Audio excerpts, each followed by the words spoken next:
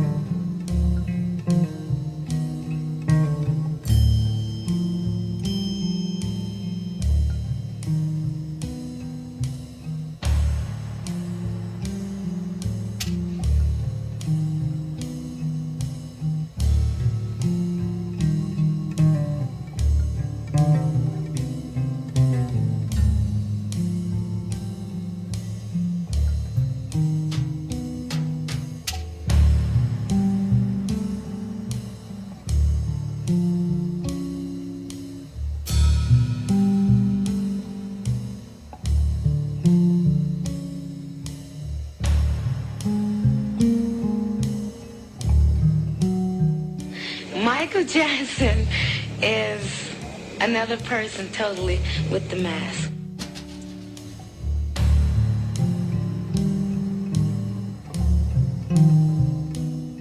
I don't know how we expect to go to the movies, but you know what I'm saying? Like, this is Michael Jackson. Like, how the hell are we gonna actually go to the movies?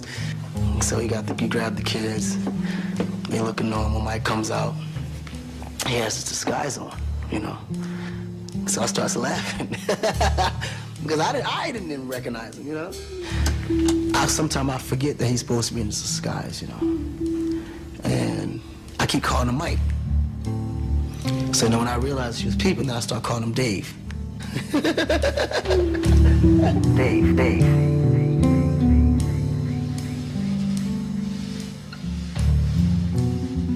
Hello all, this is Dave. How are you? Our world has come to an interesting point in an interesting time. This is a very interesting project we're working on. I want to thank each and every one of you for your overwhelming support. May God bless you. I love you. Good night.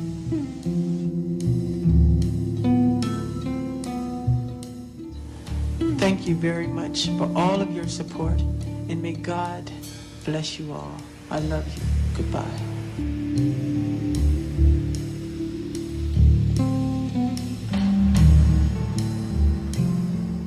I believe that I lost a person in my life, but at the same time, I gained a lot of knowledge and a lot of experience.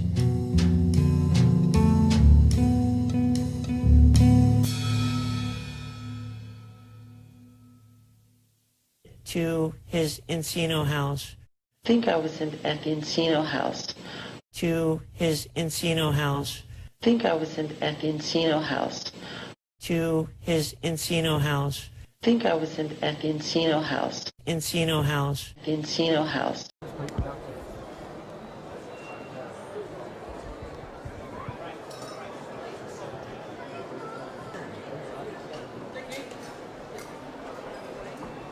You gonna find one yet? Or?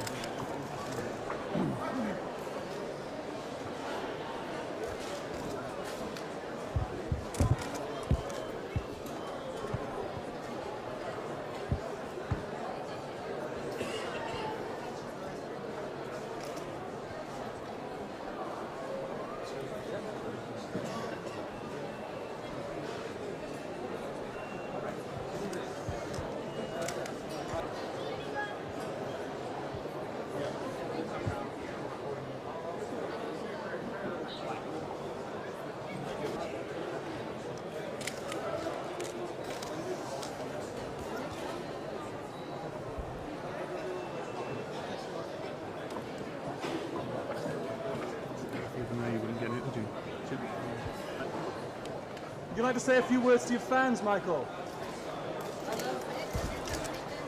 Anything else? Happy to be here. How does it feel to be meeting the royalty tonight? Very exciting.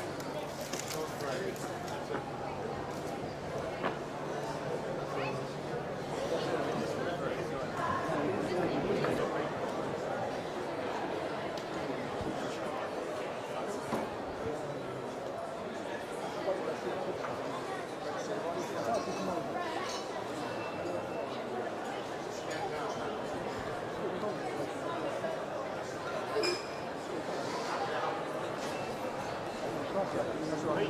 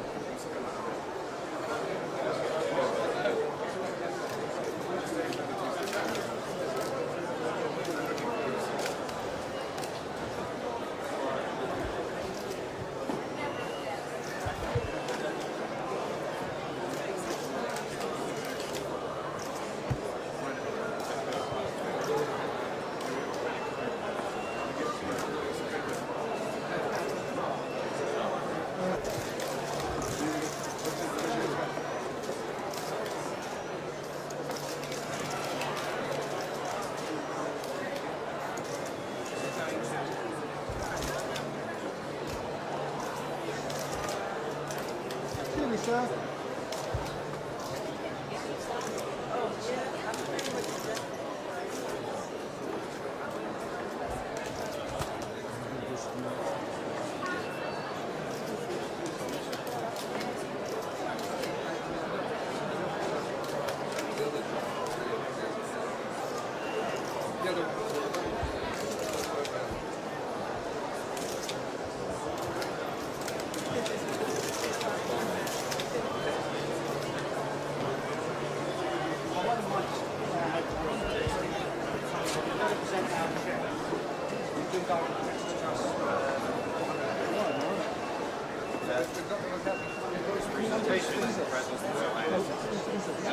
Pepsi and Michael have had now through a lot of great long things together. But the best kind of things we do is help disadvantaged youth. So both of us, like I said, this Princess Trust and Great Hospital. Thank you very much. Thank you very much. Got it. I hope so. These guys don't getting out. Well, I asked why we did it in dollars instead of pounds, and they said, well, the dollar was rising now, so they get a little bit more.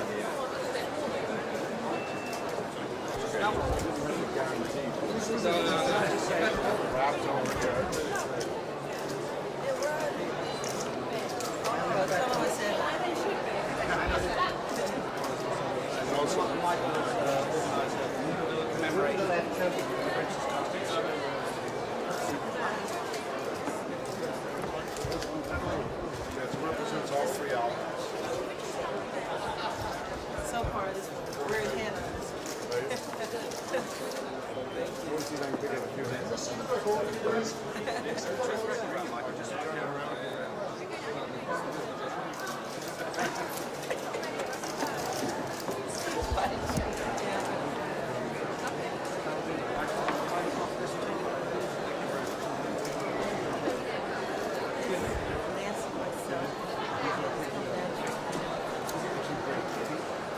No, this is from my soul.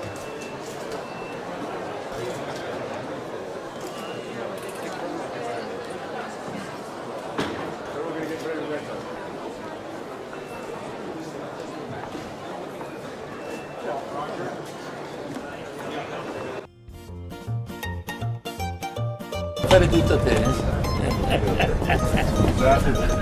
In a recent G8 meeting in Rome, the leaders of the world discussed the passing of Michael Jackson with President Obama.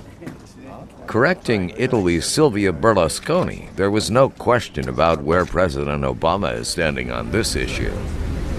He said the best, not one of the best. La migliore, lui alla fine, non una delle migliori, la migliore. No, ne le flatte pas. What was his reaction to the death of Michael Jackson? I talked to him about it this morning. Look, he said to me that obviously Michael Jackson was a spectacular... Historically, U.S. presidents from both parties welcomed Michael Jackson to the White House, starting with President Carter. Everybody remembers. In 1984, President Reagan invited Jackson to the White House to thank him for supporting a campaign against drunk driving. President of the United States, Mrs. Reagan, and Mr. Michael Jackson. Well, isn't this a thriller? I'm delighted to see all of you here today. We haven't seen this many people since we left China. He is totally opposed to drugs and alcohol and is using his popularity to influence young people against them. That's what Reagan wrote in his diary at the time. One of the most talented, most popular, and most exciting superstars in the music world today. The first Michael President Jackson. Bush also complimented Jackson, appearing with him in the Rose Garden in 1990, and noting that Jackson had received a humanitarian award from the Capitol Children's Museum. And I just wanted to... Jackson sang "Heal the World" at President Clinton's first inaugural gala in 1993. President Obama mentioned the great joy that Michael Jackson brought to a lot of people through his extraordinary gifts as an entertainer. Michael Jackson will go down in history as one of our greatest entertainers. I grew up on his music. still have all his stuff on my iPod. You know, I think that his brilliance as a performer also was paired with a tragic and, you know, in many ways sad personal life. But, you know, I'm glad to see that he is being remembered primarily for the great joy that he brought to a lot of people through his extraordinary gifts as an entertainer. Before his death, Michael Jackson became a symbol of resistance for the Iranian post-election movement. And it's also reported that he was about to engage the North Korean dictator Kim Jong-il, an assumed-to-be fan, to help free 2 American journalists imprisoned in North Korea. So many people are on television that don't know me, and they're like experts on me. You know, when Michael Jackson died, I knew him very well. And everybody was talking about Michael Jackson. They didn't know him. Well, one thing about Michael Jackson, he lived in Trump Tower. And I see your show all the time, Michael Jackson. Every night you have Michael Jackson, blah, blah, blah. You know, 15 years ago, I went to Madison Square Garden and I watched Michael Jackson perform and do the moonwalk across the stage. And I said, I don't think I've ever seen anything. There was no entertainer like him. He lives in various of my buildings. I mean, he sort of follows me around in the sense of he likes what I have. Well, I know him very well. He's lived in my buildings. Perfect gentleman. We never had one problem. He's a friend of mine. I mean, he's a good guy. You know, he's a little different. Badly. Well, he's gone through a lot. I'm going to stick up for him because nobody else is, but I don't believe it. Michael was a great friend of ours, actually. And he lived in Trump Tower for a long period of time. He did. And he was a sweet guy, special guy. He was with me many, many times, at Mar-a-Lago in particular, in Palm Beach. And so many unbelievable weekends took place with Michael, especially in Palm Beach. Kennedy Jr. and his connection to Donald Trump in the plan, as well as various other coded messages, has been hidden inside of past events. Is it possible that we have missed one of the biggest revelations of Q? That Michael Jackson and Donald Trump are connected? Did Donald Trump and QAnon help Michael Jackson to fake his death to escape the Illuminati death sentence and to ultimately join the alliance by providing insight and revelation into the pedophile satanic network of the elite? Michael Jackson was a child star that grew up in the entertainment industry. What did he know? What did he share with Trump? Is Michael Jackson alive, working alongside Trump and JFK Jr. and QAnon to destroy the Illuminati? This video will open your eyes to many things. Do your own research and judge for yourself. But in the words of Q, how many coincidences before it is mathematically impossible? Future will prove the past. Before Michael Jackson died, he attempted to break away from his Illuminati handlers and Sony Records. He went on the offense, openly condemning the company and its CEO, Tommy Mottola, as a devil. Michael also sent a coded message that Sony wanted to kill him. Michael appears fearless, as though he is being protected by an elite force from this satanic cult. Because most entertainers would never openly challenge the Illuminati, was Trump and QAnon protecting Michael as they did JFK Jr. 10 years earlier? Michael also revealed that he was able to outsmart Sony with a crafty business strategy and was leaving a free agent and owning half of Sony Records, a multi-billion-dollar company. Was Donald Trump guiding him to victory? As Michael walked off the stage, he sent a bold threat to the devil, Tommy Mottola, claiming that the executive will be terminated, and makes a bold prediction that the best was yet to come. Was Michael talking about the storm?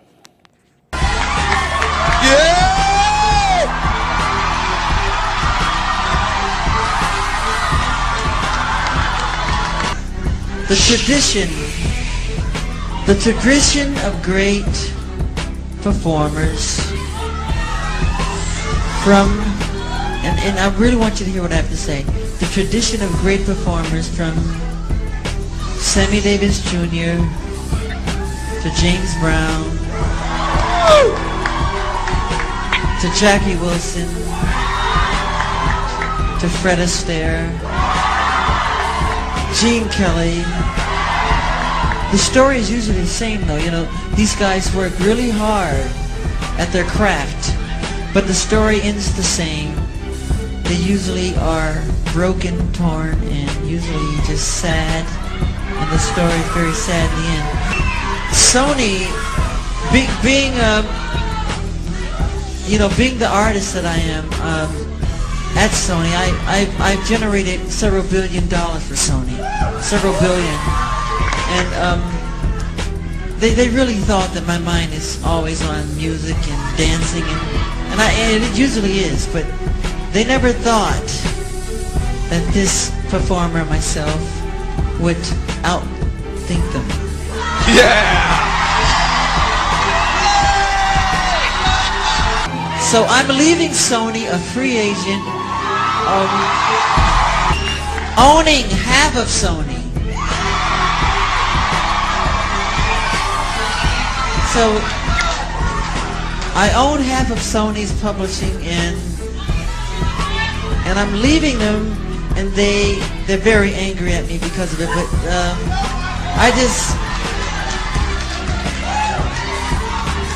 just did good business, you know. Tell him! Tell him, Michael! Tell the story! But, so, the way they get revenge is to try and destroy my album. And Tommy Mottola is a devil. I'm not supposed to say what I'm gonna say right now, but I have to let you in on a secret. Say it! Please don't videotape what I'm going to say, okay? Turn that off, please. No, what? I don't mind. Tape it. Oh! Michael is getting gangster today! Yeah. Mariah Carey, after divorcing Tommy, came to me crying. She was crying so bad I had to hold her. And she said to me that this is an evil man. And Michael, this man follows me, she said. He taps her phones. And he's very, very evil, and she doesn't trust him. And he is a horrible human being. And we have to continue our drive until he's terminated. Oh! There you go!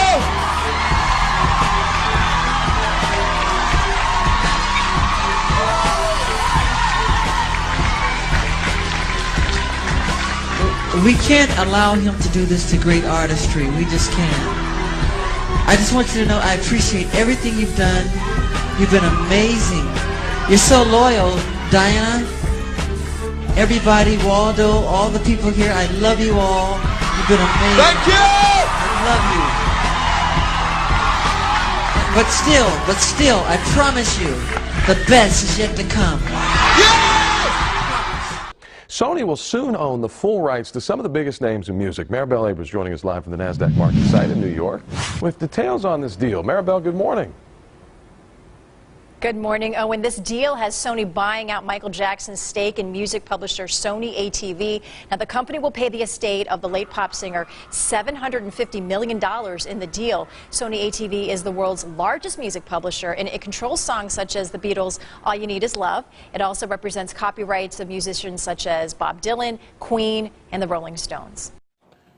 In a recorded interview with the son of legendary singer James Brown, he explained how Michael Jackson and James Brown talked about getting out of the Illuminati and that they had made a deal with the devil for the fame and the fortune that they had received. Understanding that the only way to get out of the Illuminati is by death, is it possible that Donald Trump and Q helped Michael to fake his death in exchange for information and testimony about the pedophile satanic cult in the music industry? No, we got a lot to talk about the music, but first I want to get back to the Michael. You mentioned Michael Jackson, and MJ obviously derived so much from your father, and he loved your father to the point that he spent an hour alone with him after he passed away. It was 2 hours. Yeah. He was so close to my father till, you know, everything he did was because of what my father taught him. Mm-hmm. You know, to the last time he came out, you know, he was talking about Sony and different things, you know. He called my dad before that. because both of them had talked about getting out. Now, whatever that is, getting out. You know, they were tired of it. You know, and this goes. You think this goes back to the ownership of exactly the brand, exactly. of The everything crossroads. You know, the selling of your soul, all kind of things that happens. So now what? Now going back to who was it that wrote? That did the song "I Sold My Soul to the Devil." I know you're talking about Robert. The blues singer. Yeah. Robert Johnson, right? Yeah. And his whole deal with the devil, and then do you think that is real in the music business? Very much. I mean, it's very much real. This is where the story gets creepy. Long time